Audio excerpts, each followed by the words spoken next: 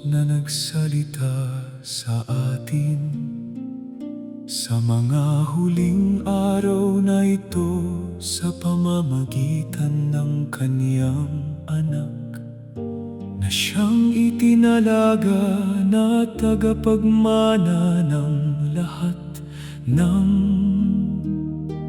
mga bagay, na sa pamamagitan naman niya'y ginawa ang sanglibutan. Palibhas ay siyang sinag ng kaniyang kaluwalhatian at tunay na larawan ng kaniyang pagka-Diyos.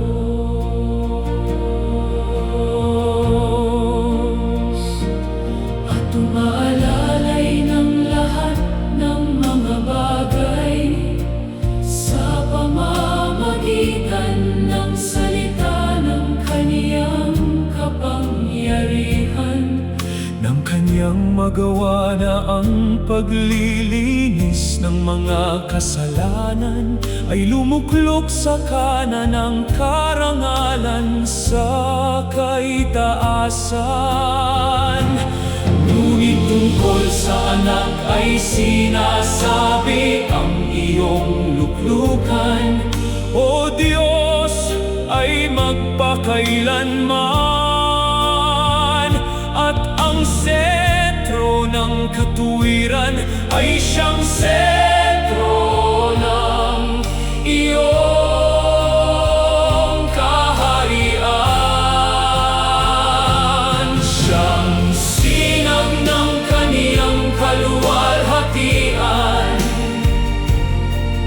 at tunay na larawan ng kaniyang pagka-Diyos, at umaalalay ng lahat ng mga bagay sa pamamagitan ng salita ng kaniyang kapangyarihan. Magsilapit na tayong may pagkakatiwala sa luklukan ng biyaya, upang tayo'y magsipagtamo ng awa at mga kasumpong ng biyaya, upang tumulong sa atin sa panahon ng pangangailangan. Kundi nakikita natin ang ginawang mababa ng kaunti kaysa mga anghel, sa makatuwid ay si Jesus,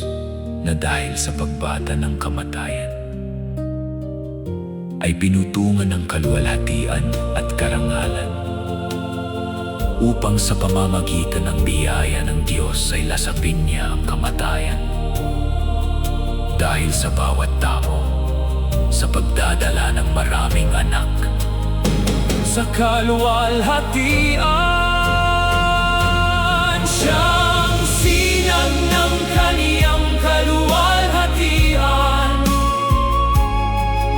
at tunay na larawan ng kaniyang pagka-Diyos, at umaalalay ng lahat ng mga bagay sa pamamagitan ng salita ng kaniyang kapangyarihan. Magsilapit na tayong may pagkakatiwala sa luklukan ng biyaya, upang tayo'y magsipagtamo ng awa at mga kasumpong ng biyaya, upang tumulong sa atin sa panahon ng pangangailangan. Yaman ngang tayo'y mayroong isang lubhang dakilang saserdote na pumasok sa kalangitan, si Jesus na anak ng Diyos. Ay ingatan nating matibay ang ating pagkakilala, sapagkat tayo'y Walang isang dakilang saserdote na hindi maaaring mahabag sa ating kahinaan, kundi isa na tinukso sa lahat ng mga paraan. Gaya rin naman natin gayon. May walang kasalanan, siyang sinag ng kaniyang kaluwalhatian. Magsilapit tayo sa luklukan ng biyaya.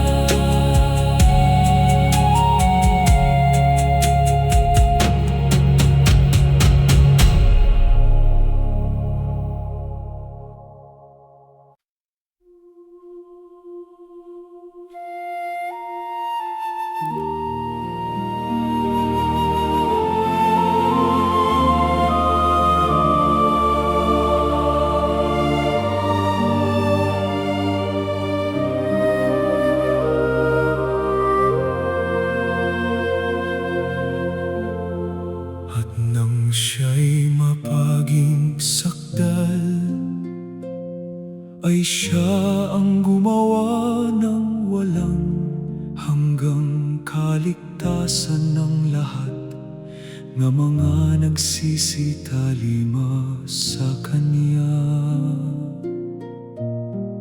Pinanganlan ng Diyos na dakilang saserdote, ayon sa pagkasaserdote ni Melkisedek, sapagkat pinatotohanan tungkol sa Kanya. Ikaw ay saserdote magpakailanman, ayon sa pagkasaserdote ni Melkisedek. Datapuat siya sapagkat namamalagi magpakailanman, ay may pagkasaserdote siyang di mapapalitan. Dahil dito naman siya'y nakapagliligtas, na lubos sa mga nagsisilapit sa Diyos sa pamamagitan niya. Dahil dito naman siya'y nakapagliligtas, na lubos sa mga nagsisilapit sa Diyos sa pamamagitan niya. Palibhasa'y laging nabubuhay siya upang mamagitan sa kanila.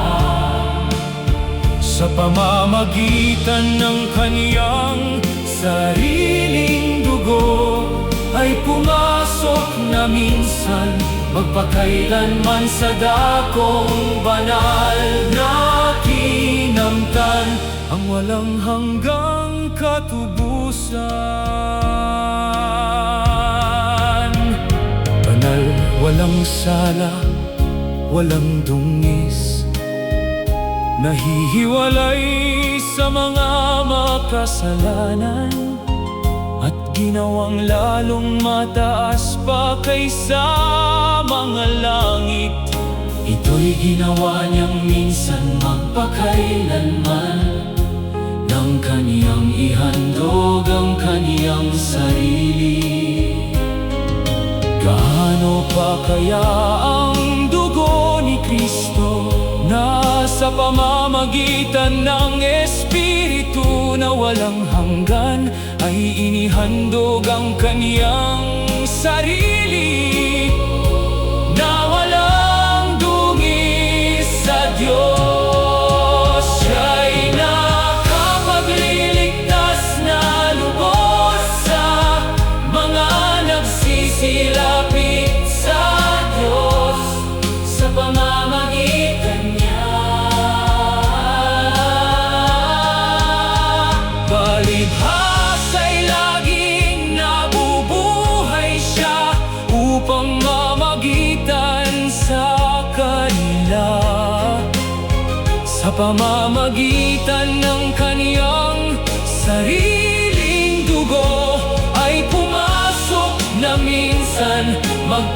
Mapagkailanman sa dakong banal na kinamtan ang walang hanggang katubusan. At dahil dito'y siya ang tagapamagitan ng isang bagong tipan, upang ang mga tinawag ay magsitanggap ng pangako naman ang walang hanggan. Sapagkat hindi pumasok si Kristo sa dakong banal na ginawa ng mga kamay, kundi sa talagang langit, upang humarap ngayon sa harapan ng Diyos dahil sa atin na inihandog na minsan upang dalhin ang mga kasalanan ng marami. Saserdote magpakailanman, kinamtan ng walang hanggang katubusan.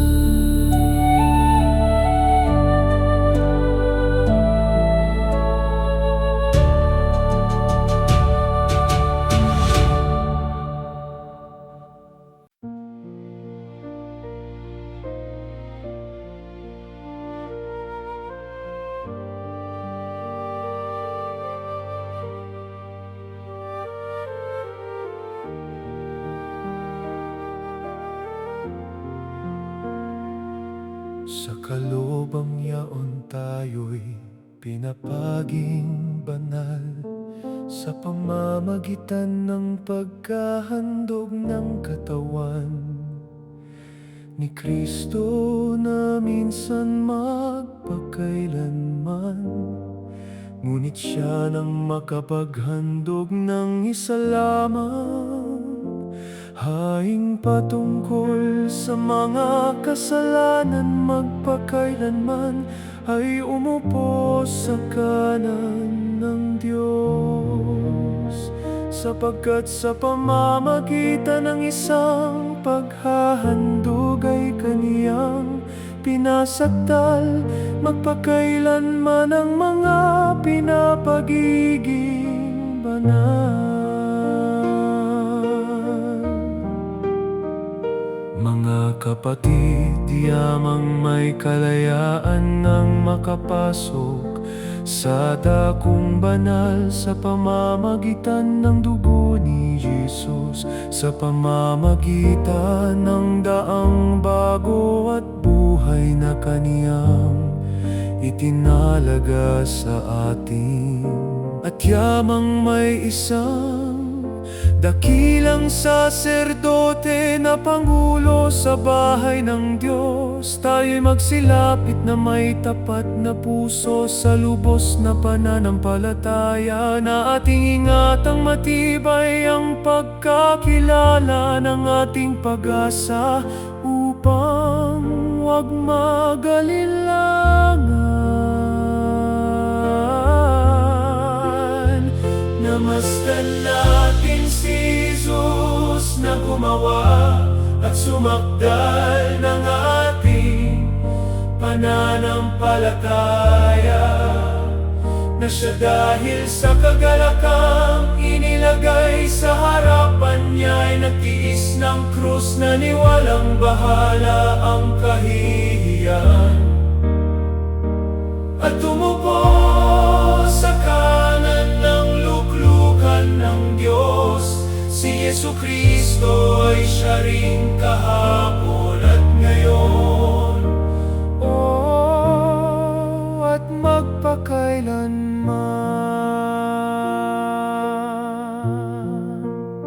Kaya't pagkatanggap ng isang kahariang hindi magagalaw, ay magkaroon tayo ng biyayang sa pamamagitan nito ay makapaghahandog tayong may paggalang at katakutan ng paglilingkod na nakalulugod sa Diyos. Sa pamamagitan nga niya ay maghandog tayong palagi ng hain ng pagpupuri sa Diyos, sa makatuwid bagay ng bunga ng mga labi na nagpapahayag ng kayang pangalan.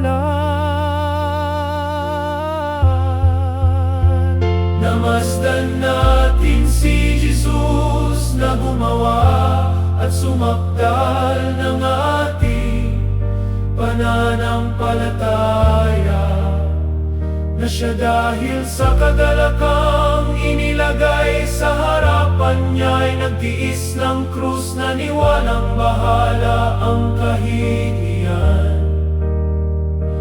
at umupo sa kanan ng luklukan ng Diyos. Si Jesucristo ay siya ring kahapon at ngayon, at magpakailanman.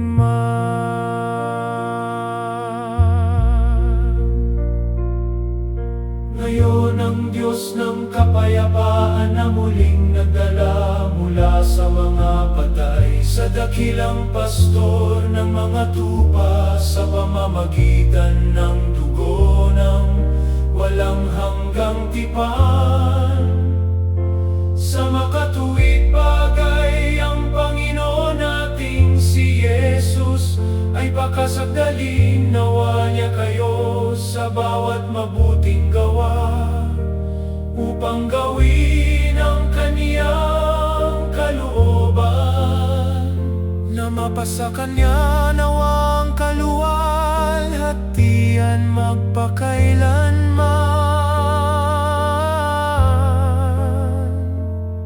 Siya nawa.